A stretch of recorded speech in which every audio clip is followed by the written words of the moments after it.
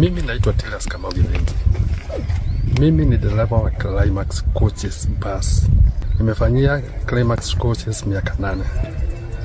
Na ile ilitokea usiku ya leo, ilitokea accident baada ya basi yangu na Mercedes.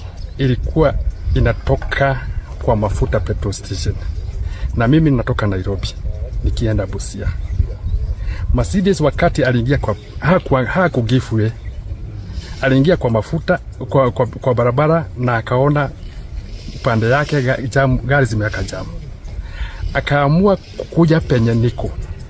Tukakutana kichwa na yeye. Gari ndogo ilikuwa na mtu mmoja. Gari yangu ilikuwa na abiria 65.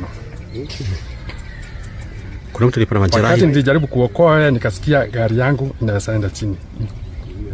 Sasa mimi nikanyaga, akakuja kama ameniingia. Okay.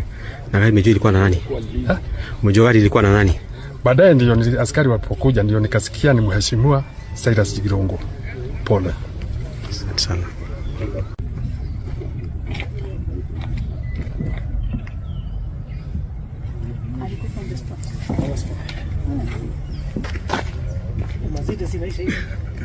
Ile spini naye alikuwa amechomoka hapo.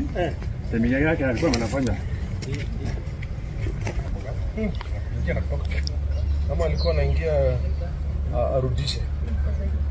Thank you for watching. Subscribe to our channel Kenya News Today for more.